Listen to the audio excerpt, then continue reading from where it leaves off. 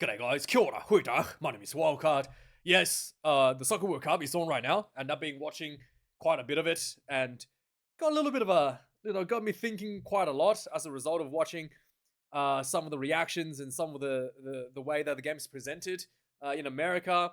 The one thing that I want to talk about, allow me to talk about, please allow me to talk about it before we get on with the news, is just how popular soccer actually is in Australia. I actually gonna say this.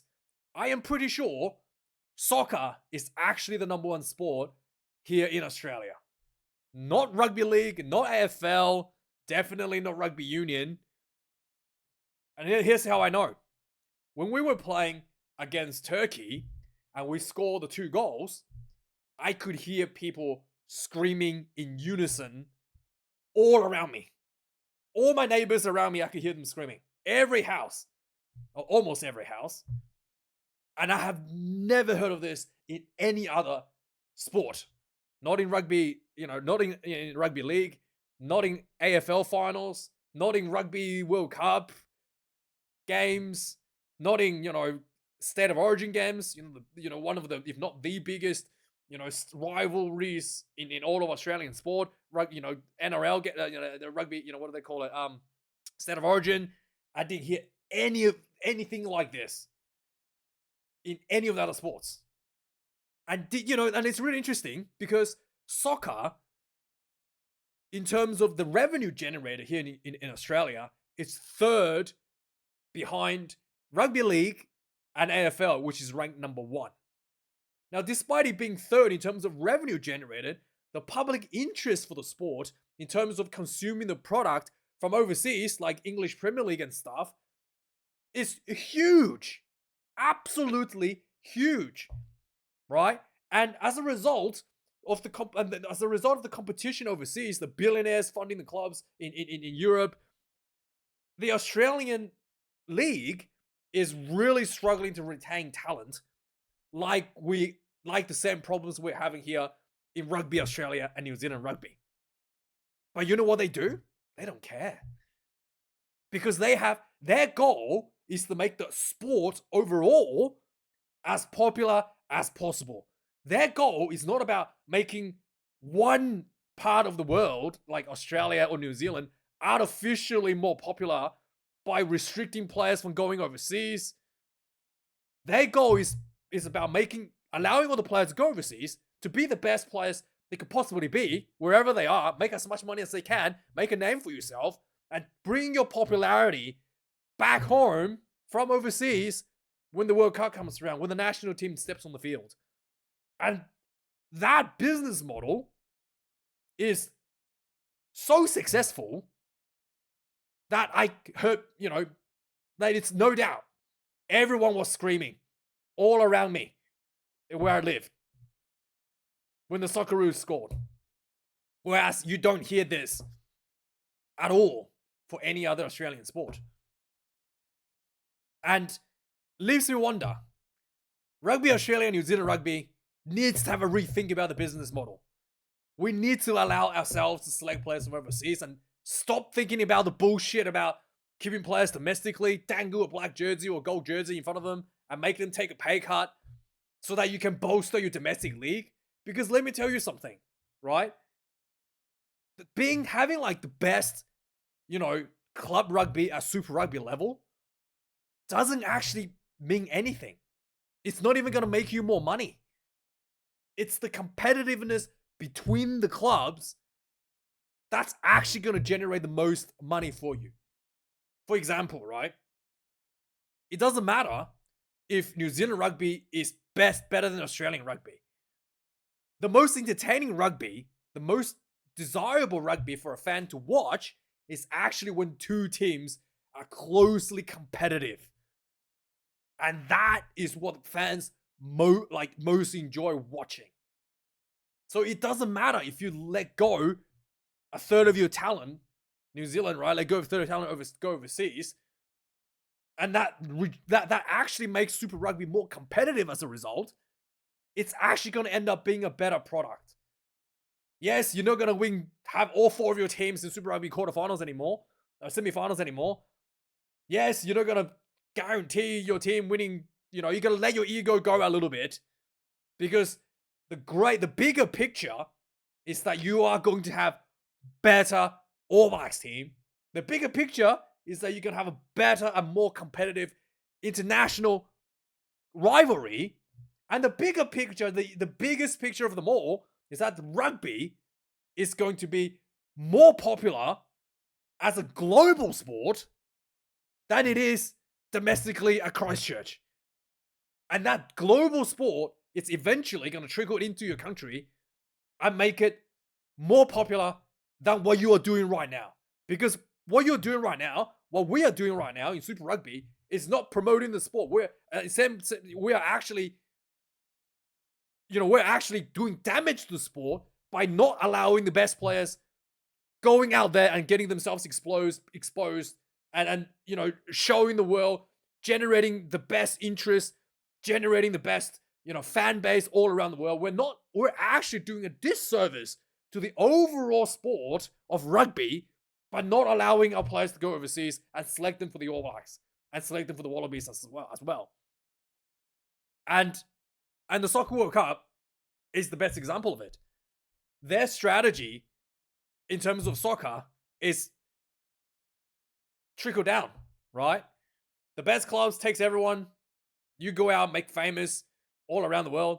And when you come home, you generate even more interest than you were before you left. There's more people watching the Socceroos than before you were here playing domestically at, Sydney FC or something. And that's something I just think, it just shows how backwards and archaic and just, how poorly the people, how poorly like Super Rugby and New Zealand Rugby is running the competition, and how badly these guys are understanding how to promote the sport in general, right? I'll just give you another quick example. Remember during COVID, when Australian teams would play amongst themselves and New Zealand teams would play amongst themselves? I thought those were the most entertaining rugby I've ever seen in Super Rugby, because the Australian teams were playing against each other at the same level, and there was a rivalry building, like the Brumbies versus the Reds, 2 years in a row, like there were 3 games in a row that were separated by just 2 points, right? And New Zealand as well, the teams were so competitive that anybody could win the game, win the championship.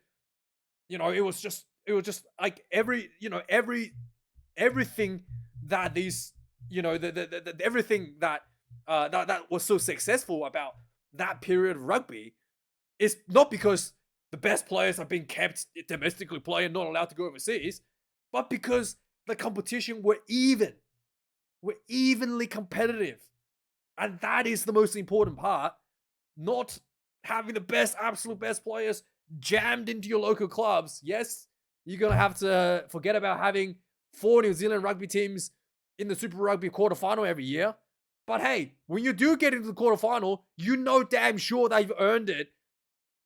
And it's more meaningful. Instead of now, it's like, we're guaranteed, like, doesn't really matter. And it's going to make a better product. The sooner New Zealand rugby recognizes this, the sooner Australian rugby recognizes this, and stop this absolute nonsense of gotta play domestically, or gotta keep the players locked up, all the game's gonna get destroyed.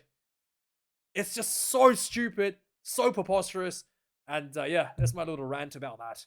Anyway, let's move on. So the Springboks is going to play their first game of the year against the Barbarians coming up this weekend. There was a Springboks 15 game beforehand as well against Zimbabwe. But I thought this article was a little bit, a bit of a rage bait here. Springboks third best world rankings record books. So they're saying that Springboks, in terms of being number 1 ranked in the world continuously, is not that much compared to some of the New Zealand teams in the past. But it is a different era. It is a very, very different era. Now, like, the Northerner teams are so much more competitive, and the game has changed so much from back then.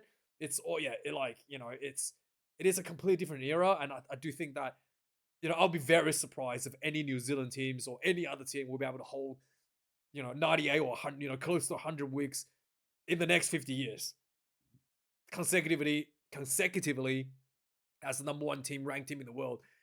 It is.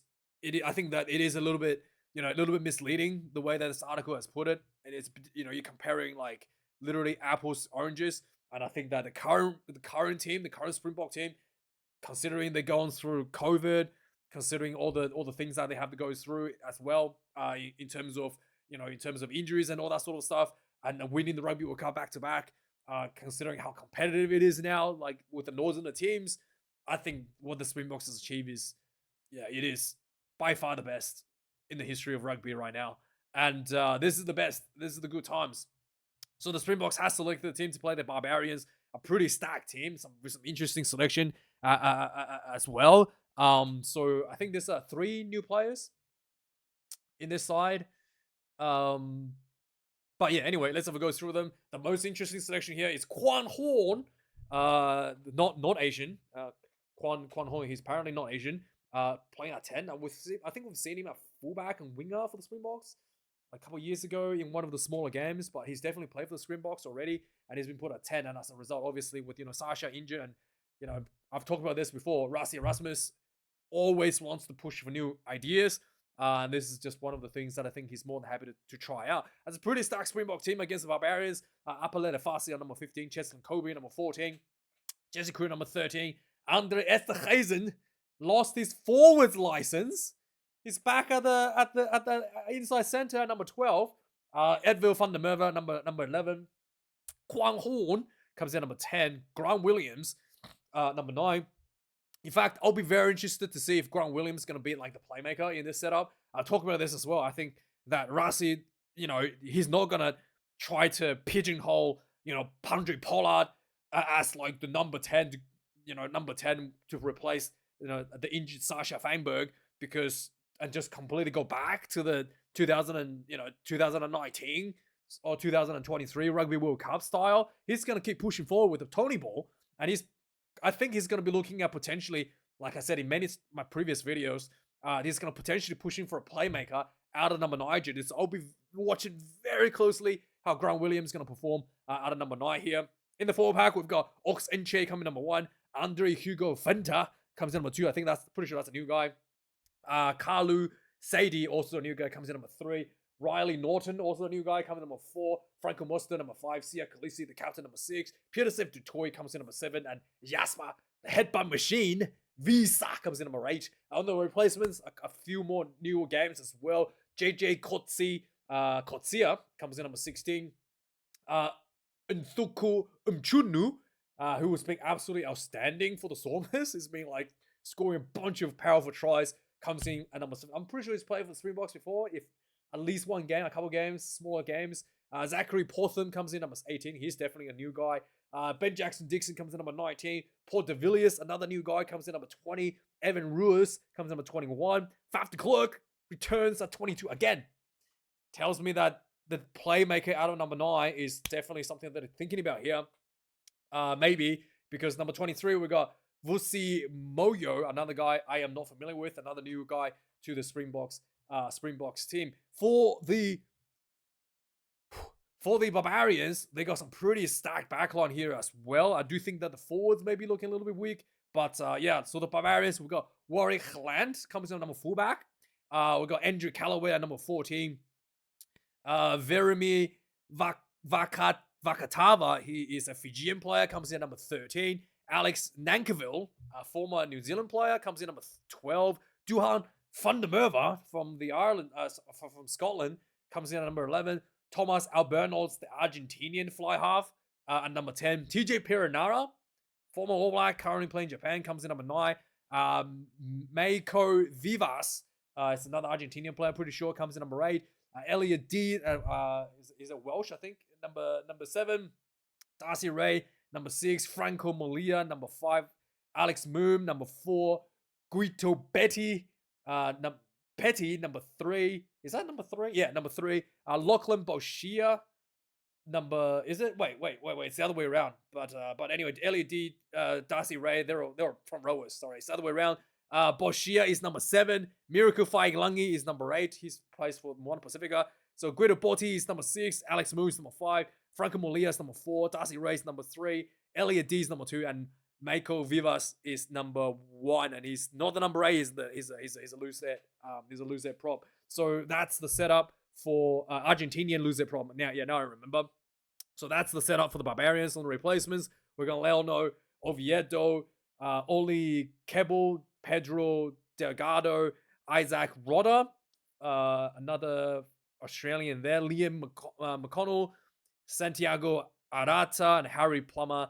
And finally, Tudraki Samu Vodre, another Fijian guy to finish off on the bench. It's pretty interesting, but I do think that the Springboks is way too big and strong to finish the season. Moving on to the URC now. Obviously, the finals coming up this weekend. Leinster versus the Bulls in Ireland. Pretty big game, this one. The Bulls obviously squeaked out a 1-point win against the Glasgow Warriors, who didn't score any points after the first 20 minutes. And then the Leinster was pretty dominant over the Stormers. Not really dominant. I think it was okay. The Stormers suffered a bunch of yellow cards and a red card as well. So not too convincing in my opinion. So this could be 50-50. We'll see. I do expect that potentially a bunch of penalty kicking coming up out of both sides. So it is interesting. Andy Farrell has named his 36-man team to for the July Test series, the Nations Cup, whatever they call it. And he did bring in a couple of new guys, 3 new guys, but there's a few big names that's been left out of the squad. Andrew Potter has been out due to injuries.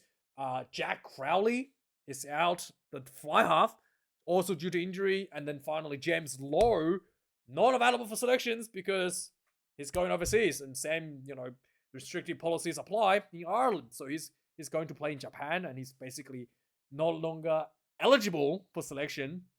And he'll be playing his final match for Leinster this weekend against the Bulls. So yeah, some interesting stuff here. You can have a look at. Bundy Aki is back. But I do think that, the 10 without Crowley, I think that's, we'll see. We'll see what they're going to do. Prendergast hasn't been great. Frawley, maybe. They didn't bring up Ross Byrne, or whatever his name is. So, interesting. I mean, Frawley was not too bad. Prendergast, yeah, it'll be interesting to see how they're going to sort out this number 10 problem for the Ireland team here. Moving on, and there's something I'm really questioning, what WTF, what exactly is going on here. So the Italian team, a couple of their big name players are not available for selection because they play in the top 14 final. They are playing in the top 14 final. Isn't this whole Nations Cup thing supposed to get by the restrictions from the top 14? I'm pretty sure the French team are allowed to play, except for the first week, right? If you're in the final, you're not allowed to play just the first week, and then the remainder of the tournament, you're still allowed to play. But apparently, the Italians weren't available for selection, so you got Capuazzo and what's his name? Capuazzo and Giacomo Nicotera not available for selection because they're playing the top 14 final, the final few rounds, which does not apply for Anyway, it is. I think the whole point of this is to break out of this top 14 stranglehold, but apparently not. But for the Premier League players, they are available to play. So all of these guys that plays in the Premier League, they are part of the squad for the Italian side. So yeah, but it is a little bit disappointing to see that there's still a stranglehold there. Moving on to Super Rugby now. Boy, this was an embarrassing, just absolutely embarrassing. So they come out with the team of the year, Super Rugby. I don't know how they made this selection because it is just horrendous. Absolutely horrendous. First of all, they don't seem to understand the positions, the people that made this list. So you have 2 loose-head props as the props of the year, right? Apparently tight head and loose-head can just the same. Just shows you the people that came up with this don't even know rugby, don't even understand rugby. It's just preposterous to say that a tight head and loose heads are the same and just select 2 loose heads and as the props of the year. You can't, this team can't play as a team if you put them out on the field. Like it's not even possible to have this, team to be on the field to perform as a team, as a functional team, and yet somehow they call it Team of the Year. Just shows you how stupid these people are in Super Rugby and whoever come up with this. Okay, let's move on. Like so many things are wrong. Not just like the people that fail to understand important. Second, okay, Takiaho hooker, fair enough, fine, whatever. Second rower, Jeremy Williams, Lukum Salaka-Lotto, fair enough. What I feel like Warner Durns will be in one of these, but okay, whatever. Here's back rowers, 3 open side flankers. Anton Segner, Lester Fainganogu, and Fraser McRae. Just forget about having forget about the fact that the blindside flanker needs to be a line-out jump option. Forget about the number 8. It's like almost a completely different role from open side flanker. Forget about all that. Just put 3 open side flanker here. I don't know how they can. And Ryan Mulligan, scrum half. How did you come up with this? How is Cameron Roigard not scrum half of the year? Like, this is the insult to Cameron Roigard. Fly half Ben Donaldson again. How is Ruben Love or David McKenzie or not, Bowden Barrett hasn't been, 100%, but how is David McKenzie or Ruben Love not ahead of him? Ben Donaldson. Like, how did you come up with this? And a winger, Max Jorgensen, Caleb Tangitao, so many good wingers out there, but, whatever, not that important. Again, centers, Quinn Tupaia, yes, I agree, he's been pretty good. Timothy Tavatavanawa is pretty good as well, but again, both of them are inside centers. Just pretending that they're the same. Pretending that inside center and outside center are the same position. Come on, man. And then Jock Campbell at fullback. I mean, I feel like what's his name? Harkham might be the best fullback right now. But anyway, I mean, just the fact that this team, if you put it out on the field, they can't even function as a team because of the lack of, the lack of a blindside flanker that can, anyway, the lack of a tight head prop, right? Anyway, just so stupid. But anyway, Quinn Tupaia, Player of the Year, fair enough. Sid Harvey, I agree with this. Rookie of the Year, I agree with that. So yeah, Super Rugby Final, Hurricanes versus the Chiefs. In Wellington, tickets sold out 15 minutes. This was pretty big. The stadium is 40-something thousand people, quite a big stadium, and just immediately sold out. So this is absolutely huge. And both teams are pretty much peaking right now as well. So Chiefs absolutely dominated the Blues last week. It was probably like the best performance they had this year. And Chiefs, knowing that they missed out 3 Super Rugby finals in a row. Isn't it a row? But like they've missed out a lot of Super Rugby finals recently. So they really want to look in at this one. But to beat the Hurricanes, this might be one mountain a bit too hard for them to climb over. But they have the best opportunity out of all the teams in Super Rugby right now to potentially upset the Hurricanes. Hurricanes had to make one change. Caleb Delaney and then Isaac Leo Walker has been moved up from the bench. So pretty similar team coming off of the Hurricanes. Xavier Numia, number 1. Asafa Aumua, number 2. Basilio Tossi. Like, that should be your Super Rugby front rowers for the year. But anyway, Isaiah Walker, Leo Word, number 4. Warner Dern should be one of the team. Anyway, number 5. Devin Flanders comes in at number 6. Duplessis Karifi, number 7. Peter Larkay, number 8. Cameron Roigard, number 9. Ruben Love, number 10. Fihi Fang Anofo, number 11, I think is on the verge of breaking the record. Jordy Barrow, number 12. Billy Proctor, number 13. George Morby, number 14. I'm pretty sure Callum Harkham also on one off on breaking the record as well. Try scoring record for the season as well. So both of them will be looking at potentially taking that. On the reserves, so Jacob Devery, number 16. Siale Lawaki, number 17. Taria Lomax, number 18. Brad Shield, number 19. Braden Yose, number 20. Eritara Inari, number 21. Jone Rova comes in number 22. Kenny Nahola, number 23. I think the most important part from the Hurricanes last week is their finishes. Their bench came off and just absolutely extended their lead.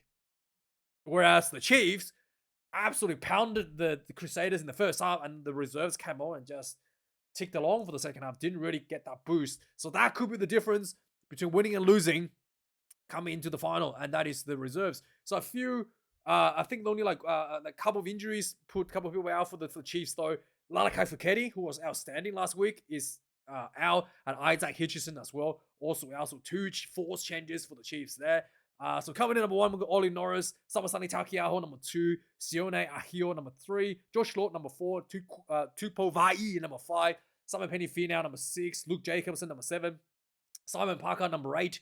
We've got Cortez Ratama number 9, Damien McKenzie number 10, Kyron Tamui Falau, who's been outstanding for them, number 11, Quinton Tupai number 12, Kyle Brown number 13, Leroy Carter number 14, and Liam Combs Fabling number 15, Brody McAllister number 16, Jared Prophet number 17, George Dyer number 18,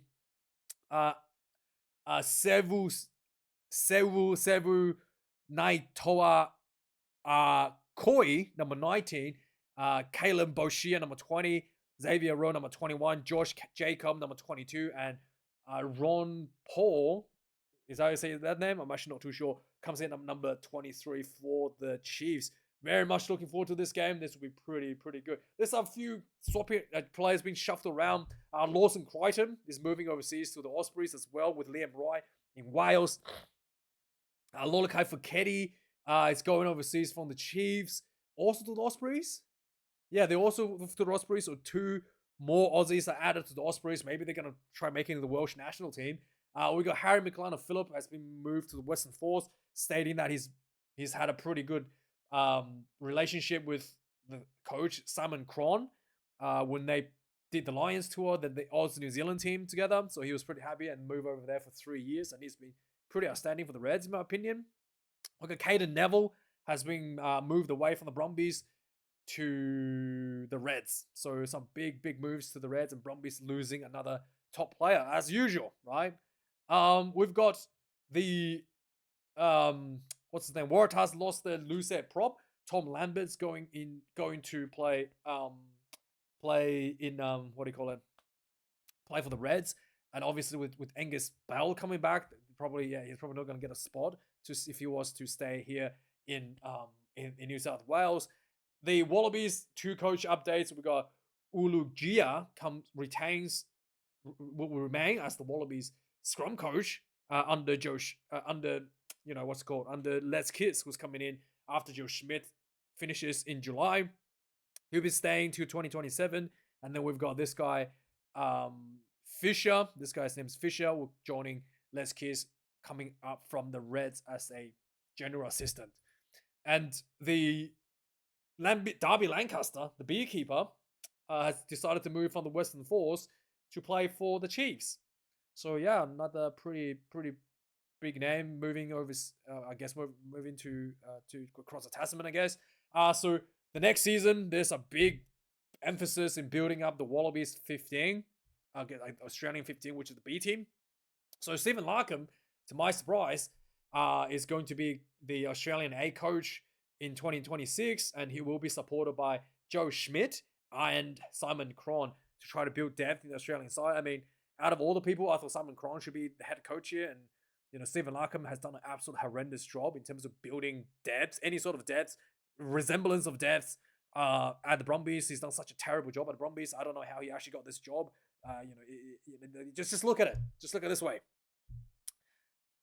We've already talked about this with Tane Edmed going to the Brumbies, right? He was, there were some talks that he was literally told that he was going to go there and learn from the best, Stephen Larkham, and then he just got benched for the entire season. Len Ikitau and Tom Hooper, both overseas right now, playing for Chiefs, and they're both in the final this weekend. And both of them are looking at, obviously Tom Hooper already gone, never going to come back. Len Ikitau is thinking about going back there after he finishes with the Brumbies. And you're telling me Stephen Larkham is doing a good job in terms of building talents.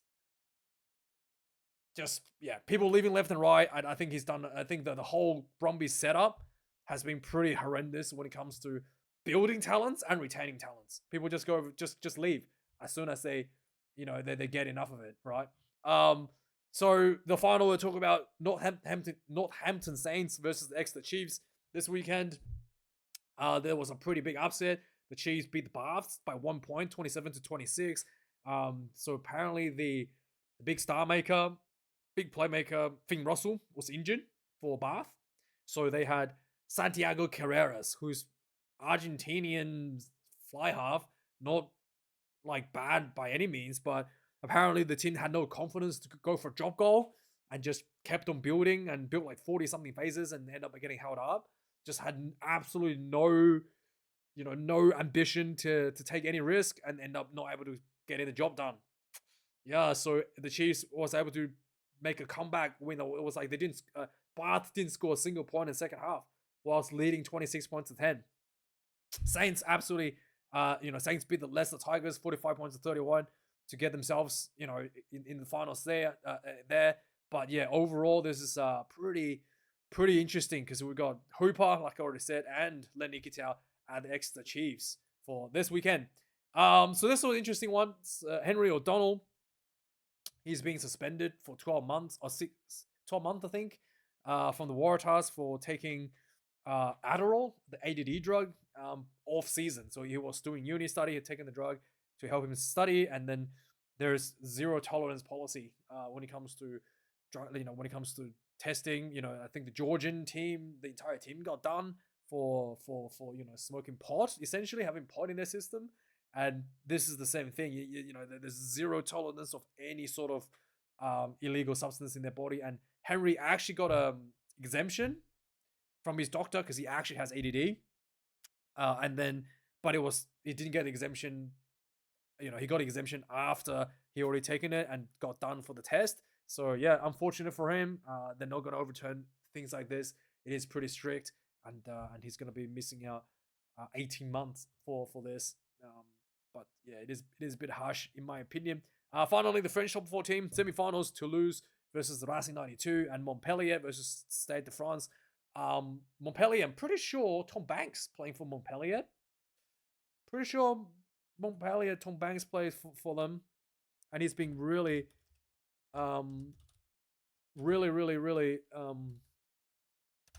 he's been really good for them. He's been really good for them. And it's just a shame that the Wallabies don't select people from overseas. Like I said, we should be allowed to select, players all over the world. And it is a bit of a shame that he's not going to be able. They're not going to even bother trying to bring him in. Let's see. Translate to English. Cannot translate. Try again. Let's see. Is there a lineup here somewhere? Well, I saw him play I saw him play, a few rounds ago, but I'm not sure if he's still. I don't know. Maybe I'm not sure if he's selected because he might be injured or something. But yeah, it's someone probably never know him. But it's been just really interesting to see how some of these players have developed overseas, and the Wallabies they won the Challenger Cup as well. Wallabies won't be considering them at all. I'm pretty sure Tom Banks is in this team, right? Am I just crazy? Yeah, here it is, Tom Banks. He's right here. But yeah, it's crazy how we're not allowed to select them and only hurting ourselves, and because we somehow think that jamming everybody into the Kiwi sides and having a one-sided affair in Super Rugby is good for viewership. But anyway, thanks for watching. Like, comment, subscribe. Have a good one. See you guys for the reviews on the weekend. Cheers.